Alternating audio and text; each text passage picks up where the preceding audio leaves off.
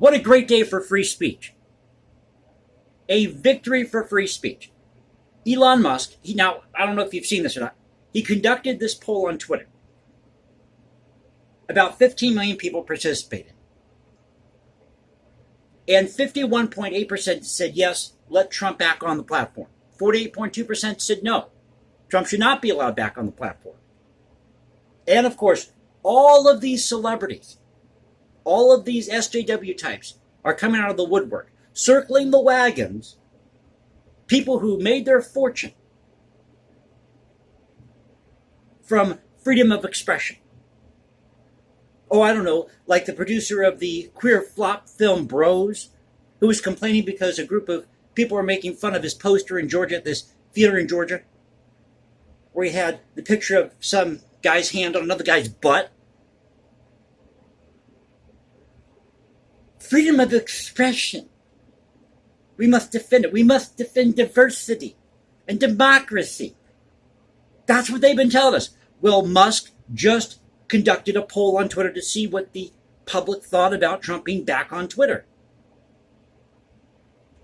The democratic process. But this is just too good. It was people like Rob Reiner, meathead from All in the Family, Bette Midler,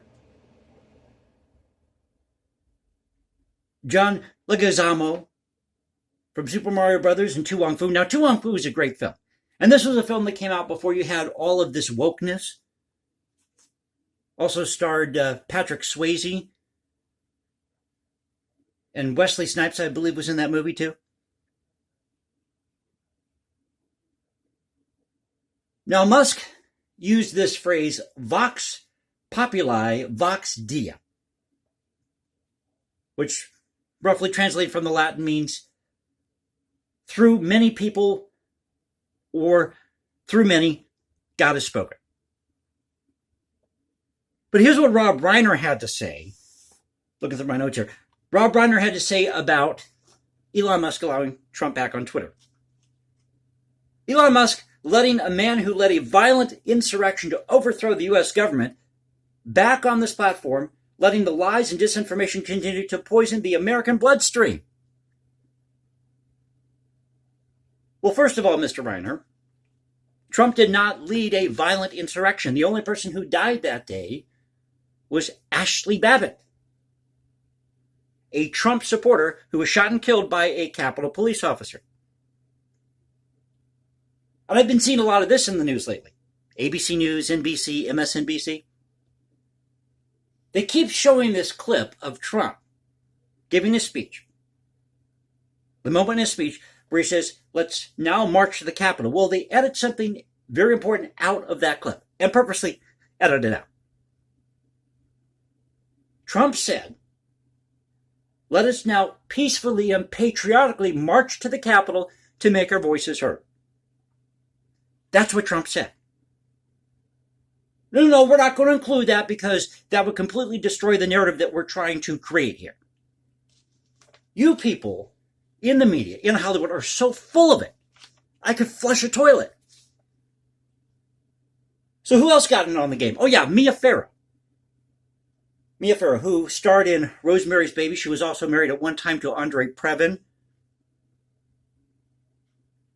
Andre Previn was with the London Symphony Orchestra. He did classical, he did jazz. He passed away a couple years back. But she said, people need to get blood pressure pills. They're spazzing out because Trump's back on the platform. Again, people who made their living defending freedom of expression.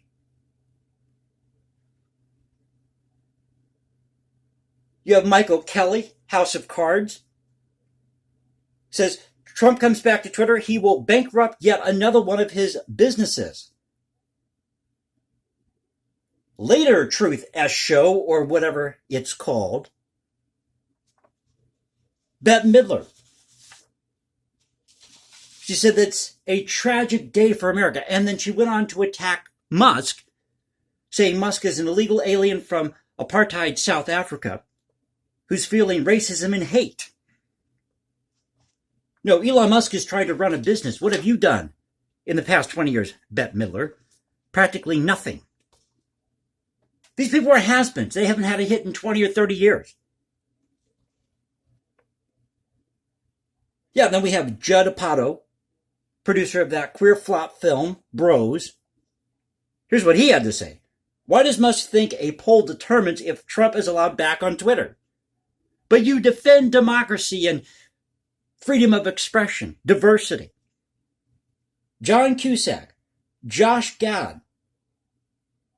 Now, Trump is yet to decide whether he's going to get back on the platform, but I didn't mention that at the beginning of the video here. But wouldn't it be great if Trump does go back on the platform? And I didn't vote for Trump. But after everything he's been through, I just might vote for him in 2024. When you have a company ban the President of the United States, then something is seriously wrong with our country. We should be defending free speech. We should be doing everything we can to preserve history and culture, great art, great music. We shouldn't be taking down everything we disagree with. Which is why I chose the name Cultural Confederacy for the channel, a rallying cry against anti-censorship. So I thought I'd come here and talk about this. But this is just great. A victory for free speech. And whether you like Trump, you don't like Trump, you should be celebrating this. Because what if they take Biden off of Twitter? Or let's say back in the day they took Biden or somebody else on the left off of Twitter. What about Madonna? Didn't Madonna say that she had thoughts about blowing up the White House? Why wasn't she taken off of Twitter? So all the usual suspects, all these has-beens who haven't had a hit in 20 or 30 years are now coming out of the woodwork to rail against Elon Musk. What the hell with you people? You've got to remember that these people are a small part of the population. And I think a little humility is in order here. So I thought I'd come here and talk about this, not try to make this the Trump channel. Maybe I should. This is Trump News 24/7 on the Cultural Confederacy. But because we talk about free speech, protecting that, as I said, preserving history, culture, it was important to talk about this. So if you enjoyed the video, you know what to do. You can also follow me at Instagram, #JasonComposes, because I write music in my spare time, which is why I believe in freedom of expression. Don't want to end up like Shostakovich in Russia. Or you can find me at Twitter. In fact, I might just go on Twitter and cause a lot of hell, just for the fun of it. Maybe I'll get bumped off of Twitter if I do that.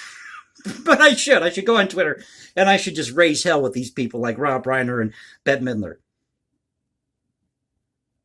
So again, find me at Instagram, #JasonComposers, or Twitter, Culture Confederacy at Twitter. This is the Culture Confederacy saying peace out, stay safe, everybody. God bless this thing we call the United States, and I'll catch you next time.